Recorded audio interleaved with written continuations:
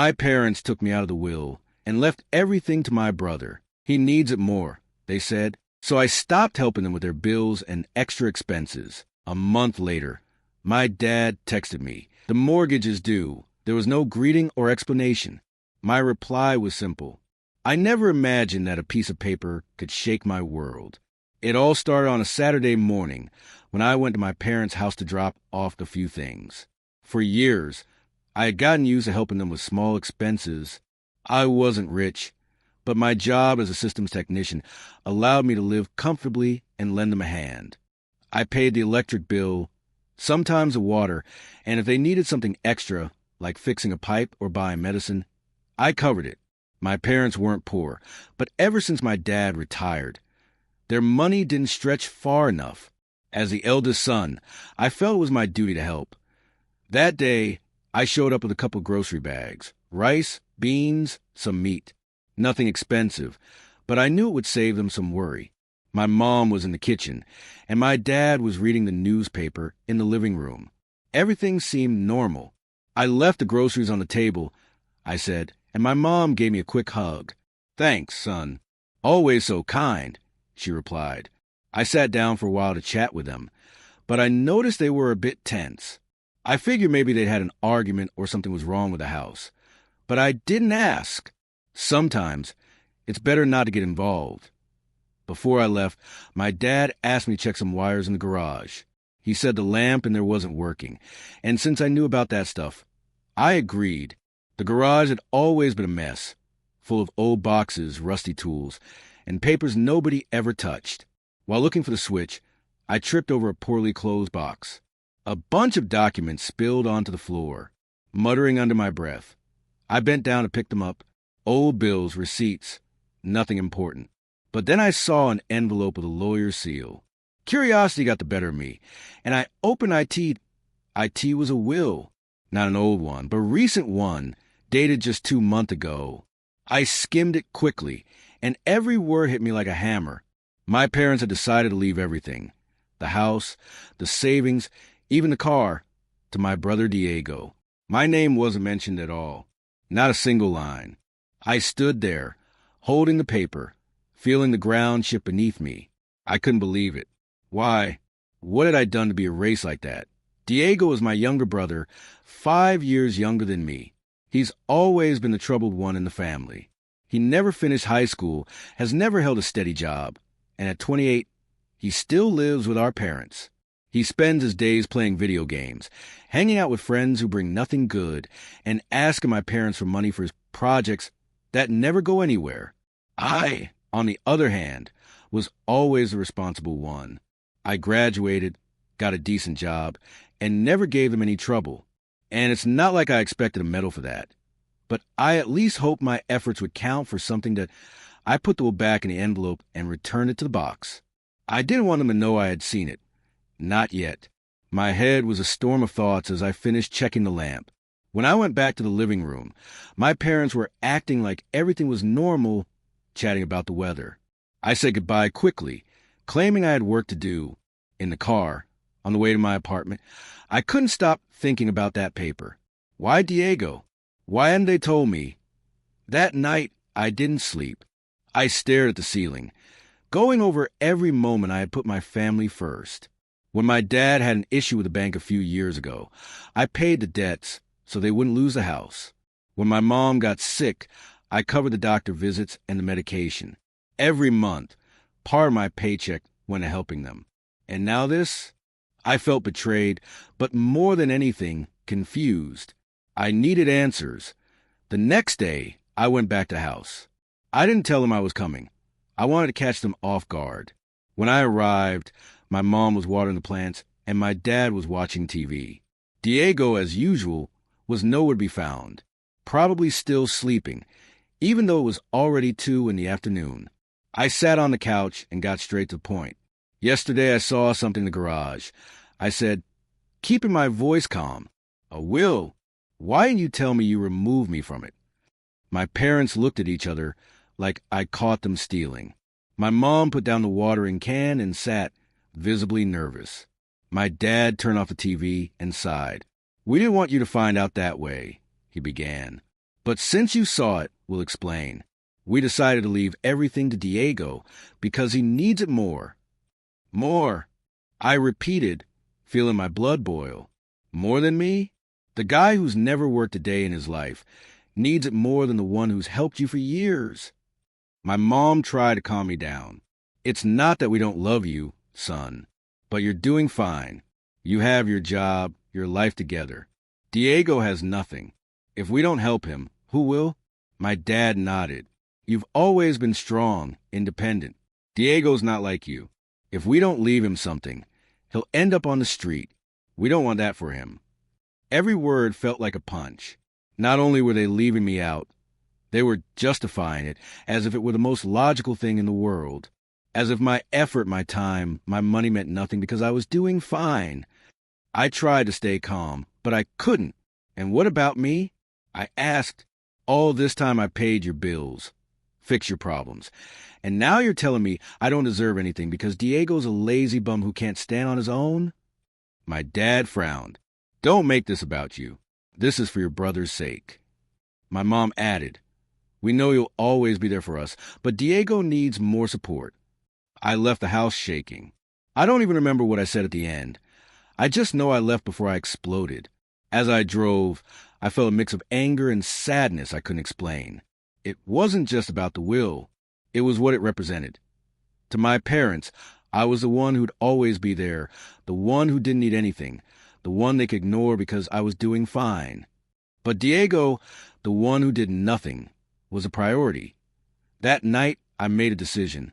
If they believed Diego deserved everything, then he could take care of everything. I wasn't going to be their ATM anymore.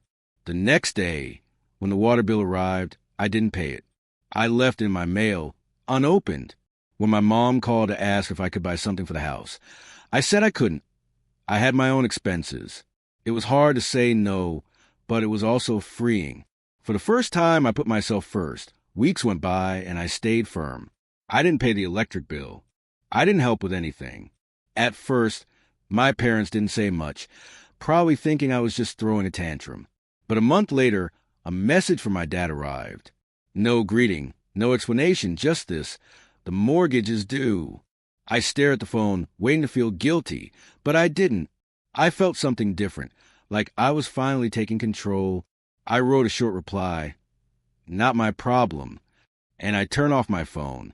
For a moment, I felt a kind of relief, like I had let go of a burden I'd been dragging around for years.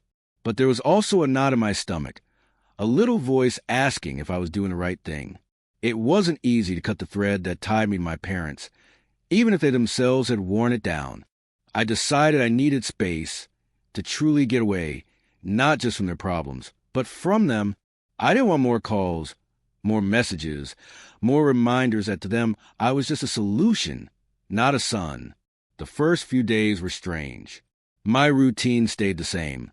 Get up early, go to work, fix computers, come back to my apartment, watch a show, or play something on the console. But there was a void. I had always had my parents in mind, thinking about what they needed, what bill was about to be due, what I could do for them. Now, without that, I felt lost, like I was missing a piece. I tried to fill the time with other things. I started going out more with co-workers, joined a gym, even bought a couple of books I had been wanting to read for months. I wanted to build something for myself, something that didn't revolve around my family. But they didn't let me forget them so easily. That same week, my phone started buzzing with messages. First, it was my mom. Son, are you okay? We haven't heard from you. I didn't answer. Then my dad. What's going on with you? The electricity is about to be cut off. I ignored that too. But the one who insisted the most was Diego, my brother. His messages were a mix of complaints and mockery. What? Are you too important now to help? I always knew you were bitter. Another day, he wrote. Thanks to you, our parents are stressed. Great son you are. Every message was like a needle, poking exactly where it hurt. Diego had always been good at that, twisting things around and making you feel like you were the problem. I didn't respond, not because I had nothing to say, but because I knew any word I gave him would be used against me. Diego didn't want to fix anything. He just wanted to go back to being the same guy. the one who paid for everything while he did nothing. I blocked his number for a few days just to get some peace, but then I unblocked him. I don't know why. Maybe because part of me still hoped someone in my family would say something different, something that wasn't a demand disguised as concern. That Friday, just as I was starting to feel like I could breathe again, there was a knock at my apartment door. It was late, almost 9 at night, and I wasn't expecting anyone. I opened the door and there were my parents. My mom's eyes were red, like she'd been crying, and my dad had that angry look he always got when things didn't go his way. They didn't greet me or ask how I was. My dad went straight to it. "What's wrong with you? You think you can just wash your hands and abandon your family?" I stood in the doorway without inviting them in. I didn't want this to turn into a long scene. "I'm not abandoning anyone," I said, trying to sound calm. "I'm just doing the same as you, putting others first. Isn't that what you did with Diego?" My mom put a hand to her chest like I had hurt her. "Don't say that. Son, you know we love you, but your brother needs more help. You've always been the strong one." "That's the problem," I replied, feeling the anger rise in my throat. "I've always been the strong one, the one who fixes everything, who pays for everything. But when it comes to me, what? Nothing? You cut me out of the will and expect me to carry on like nothing happened." My dad stepped forward, raising a finger. "Don't blow this out of proportion. This isn't about you. It's about your brother's future. But if you keep acting so heartless, you'll regret it." I laughed, though there was nothing funny about the moment. It was a dry, almost cruel laugh. "Regret it? What are you going to do? Cut me out of the will?" "Oh, wait, you already did." The silence that followed was heavy, like the air had frozen. My dad opened his mouth, but said nothing. My mom covered her face with her hands. For the first time, they didn't have a quick answer. No excuse about Diego or what he needed. Without another word, I took a step back and closed the door. I heard their footsteps fading away, then the sound of the car starting. I didn't hear from them for a while. In the weeks that followed, I focused on myself. I changed my phone number to avoid more messages, though I didn't block Diego entirely because who knows, maybe I still want to believe he could change. I threw myself into work, got a small but important promotion, and started saving for a trip I'd always wanted to take.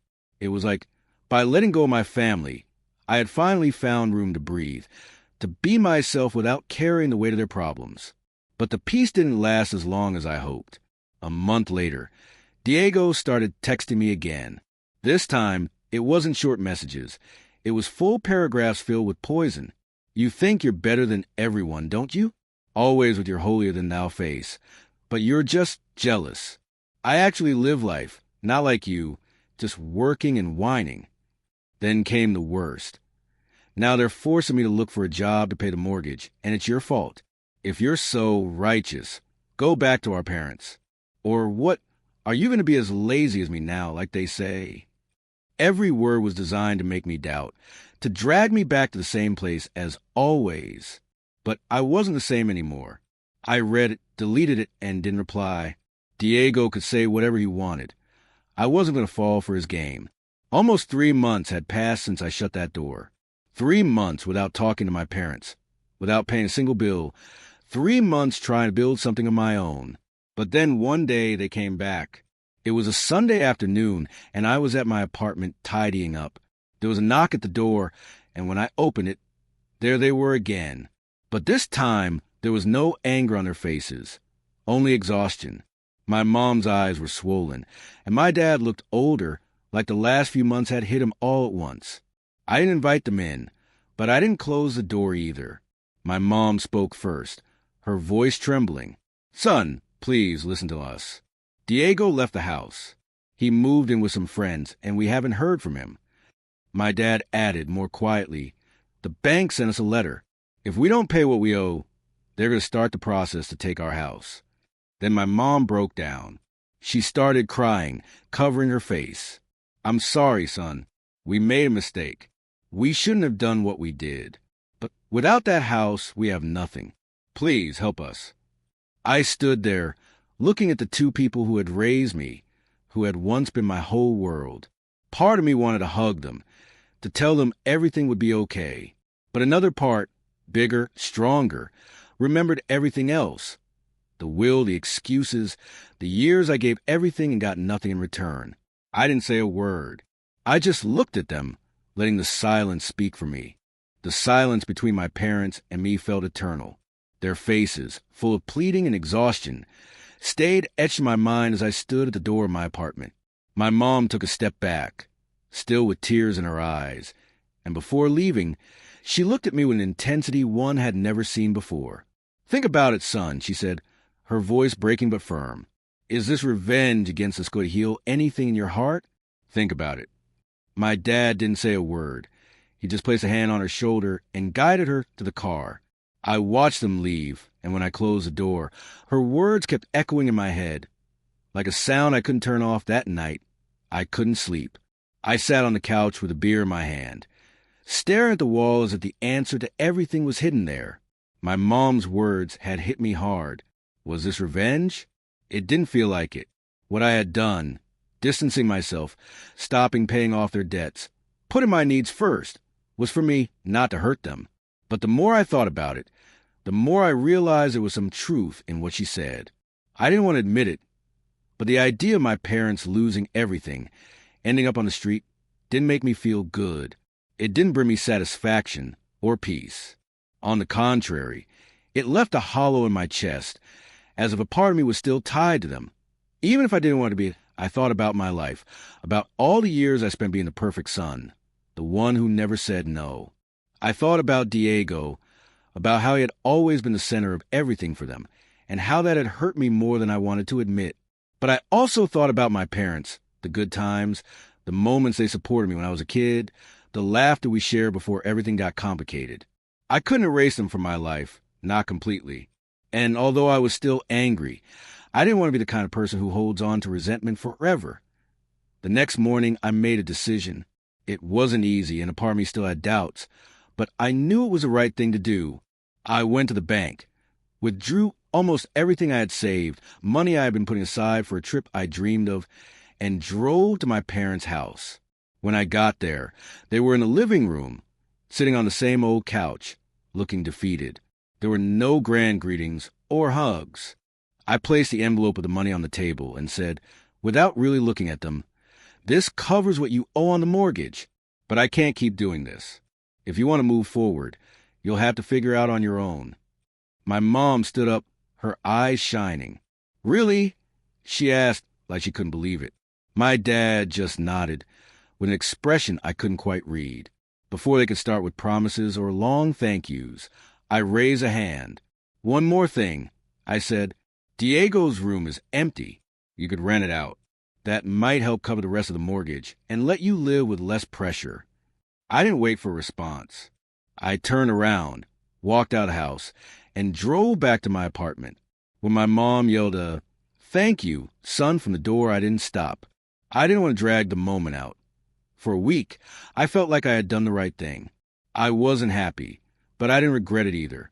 It was like I had closed the door, not completely, but enough to keep moving forward. I focused on my job, my plans, on rebuilding what I had neglected for so long. But then, everything took another turn I didn't see coming. It was a Tuesday night when someone knocked on my door hard. I opened it, and there was my mom, pale, hair a mess, eyes full of panic. "I know you said you didn't want to see us again," she began, almost out of breath. "But we've been robbed. They took everything." I didn't understand at first. I asked her to sit down, to explain. Through tears, she told me someone had broken into the house the night before. No windows had been broken, no doors forced. They had just walked in. They took the TV, the savings they had in a drawer, even some old jewelry my mom had from her mother. The house was nearly empty. I drove back with her to the house. When I arrived, I saw police cars parked out front. A police officer was talking to my dad, who was sitting on the curb, head in his hands. The house looked like a shell, furniture scattered, drawers open, things thrown on the floor. I spoke with one of the officers, and he explained that there were no signs of forced entry. Whoever came in either had a key or knew exactly how to get in, he said. In that moment, something clicked in my head. The only person besides my parents who had a key to that house was Diego. I didn't hesitate. I went up to the officer and said, "My brother, Diego, has a copy of the key. He could be involved." My mom, who was nearby, gasped, "Don't say that. He's your brother." But my dad said nothing. He just looked down, like he knew it wasn't a crazy idea. I gave the police Diego's description, his information, and mentioned the friends he had moved in with. I didn't feel good accusing him, but I wasn't going to stay silent. I knew Diego, and I knew the people he hung out with. This wasn't surprising, even if it hurt. 2 days later, the police called me. They had found Diego and 2 of his friends in an apartment on the other side of the city. They had the TV, the jewelry, even the money my parents had hidden. Diego didn't deny anything when they confronted him. He just said he needed the money and that he didn't think it was a big deal because it was family. My parents were devastated. My mom cried nonstop, saying she couldn't believe her son would do something like this. My dad, for the first time, didn't offend him. He just sat there, staring into space, like his whole world had collapsed that I didn't say much. Part of me wanted to scream, to ask them why they never saw Diego for who he really was. But another part of me was tired, exhausted from it all. When I left the police station after giving my statement, I knew I couldn't keep living like this. I didn't want to be part of this endless cycle of problems, excuses, and betrayal. That same week, I made an even bigger decision. I packed my things, gave up my apartment, and moved to another city, 3 hours away. I didn't tell my parents where I was going, not because I wanted to punish them, but because I needed a fresh start, far from everything that tied me down. Now, as I write this, I'm in a small but cozy apartment. I have a new job, not too different from the last one, and for the first time in a long time, I'm saving money for myself. Not for a mortgage, not for a bill, not for someone else. For me, I'm planning a trip, maybe to the beach, maybe somewhere farther. I don't know what will happen with my parents or with Diego. I don't know if we'll ever speak again. But for now, I'm at peace. And after everything that's happened, that's more than enough.